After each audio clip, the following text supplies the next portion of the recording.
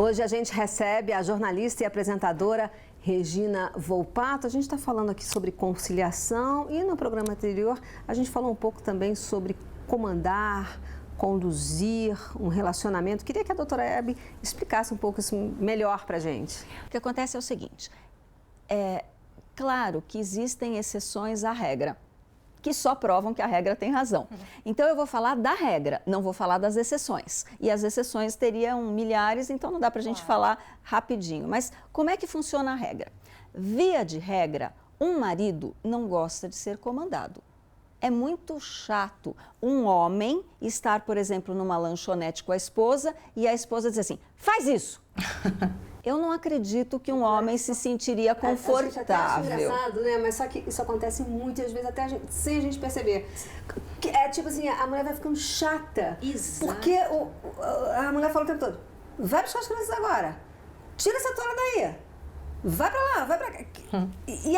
Você até vai fazendo isso e não percebe, falando, nossa, é bom até a gente sair do nosso corpo e se tocar das coisas que a gente está fazendo. Às vezes a gente está se transformando numa pessoa muito chata em casa. Adorei que você falou isso. Eu estava outro dia numa lanchonete e tinha um casal de terceira idade. A senhora, uma senhora muito fina, bem vestida, era uma lanchonete chique, bonita, e ela estava o tempo todo tratando o marido como se ele fosse uma criança burra ou mal educada. Gente, é muito chato. Não para ele é horrível.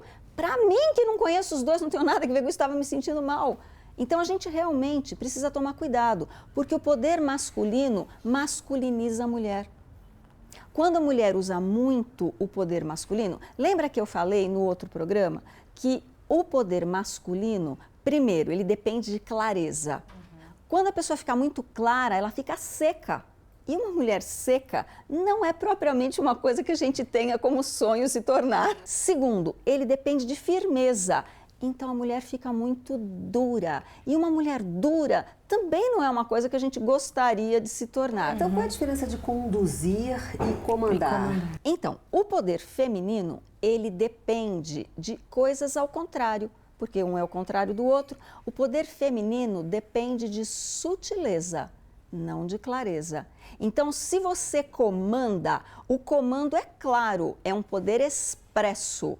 A sutileza torna o poder feminino oculto, como ele deve ser. Então, a pessoa está sendo comandada, mas ela não percebe, ela não se sente comandada. Por isso que eu digo conduzir, porque conduzir é você trazer a pessoa. O comando, você se esforça para que o outro te obedeça. Você vê que quando você dá uma ordem, você faz força. Ao contrário, a condução, você, primeiro, depende de sutileza. Segundo, depende de inteligência, de astúcia. Para quê? Porque como é que funciona o poder feminino? Você desperta no outro o desejo de ele fazer aquilo que você acredita que seja o certo. Então, quando você usa a capacidade de conduzir o outro não se sente inferiorizado. Não é, Regina? É, claro. Quando você manda, a pessoa sente uma hierarquia. Ele manda, o outro obedece. Não é? Manda quem pode, obedece quem tem juízo. Quando você conduz, a pessoa se sente respeitada e ela é que vai decidir fazer aquilo. Ele decidiu que é bom para ele escovar o dente. E essa diferença também, porque às vezes a pessoa precisa de uma dica. Às vezes a pessoa está também uma sugestão, desavisada, não é? Exatamente. Sei lá, por exemplo, esqueceu a toalha ali em cima da cama, né? A mulher olha aquilo e fala, tira essa toalha! Como é que faz para, aliás, não deixar a toalha ali? Puxa, eu gosto tanto de cheiro gostoso na cama. Você também não gosta? Vai ficar com cheiro de mofo a sua cama. Ah, eu acho que você devia, assim, sente o cheiro para você ver. O poder feminino, ele depende de sutileza. Você não mostra claramente para o outro que você está no comando. Ele depende de inteligência, de astúcia. Você desperta no outro o desejo dele fazer aquilo. Ou seja, você está respeitando a inteligência dele. E, naturalmente, depende de consequência.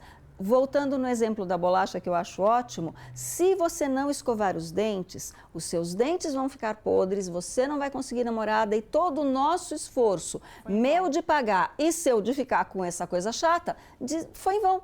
Exatamente. Então, o ideal é, quando você usa o poder feminino, o que você está fazendo é respeitar o outro. Aquilo que a gente falou no outro programa com a Regina, é a capacidade de ver o lado do outro, ver o interesse do outro. Quando a mulher vê o interesse do outro e concilia com o dela, ela consegue conduzir bem.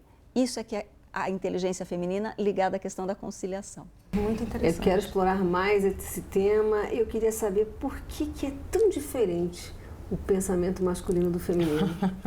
No próximo programa você vai ver.